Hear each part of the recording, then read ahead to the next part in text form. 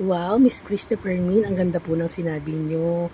Nakakatuwa naman at nakaka-touch sa puso. For sure matutuwa ang mga Sharonians na katulad ko at gano'n na rin ang ate siya sa pagpapakumbaba ninyo at pagsabi nyo na na-miss nyo na rin ang ate. Thank you po, Miss Christopher Min. We love you and I will continue to support you.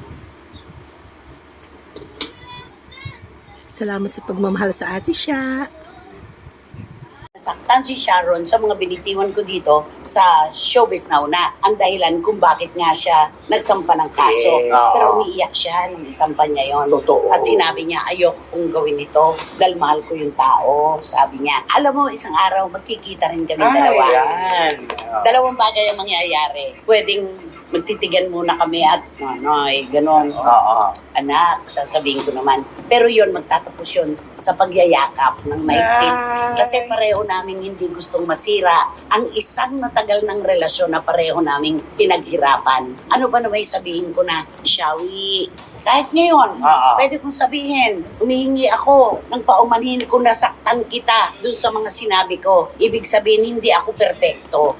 Walang perpektong tao. Nasaktan man kita, ito ako ginagamot ko kung ano man yung sugat na ibinigay ko sa'yo. At hindi ko kakalimutan, nung ako ay basahan ng impormasyon sa Makati Regional Trial Court, naalala nyo?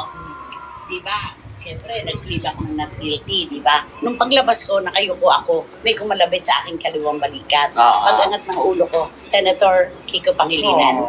Sa halip na silang magmalaki dahil sila'y nagkaso, siya pa'y nagpakumbaba at sabi, Nanay, kumusta ka na? Nanay, usap tayo sa labas. At nag-usap kami. Nasa Amerika pa si Sharon noon. May concert sila ni Gabby. At baka, mag-uusap daw kami. Pero hindi po natuloy yung pag-uusap. Di pa rin po kami nagkikita. Gusto ko lang pasalamatan si Senator Kiko Pangilinan na hindi siya naging pader. Siya ay naging tulay.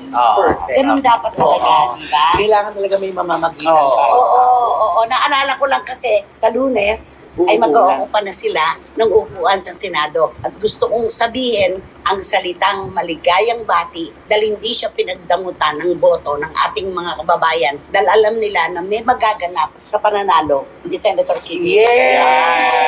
Diba?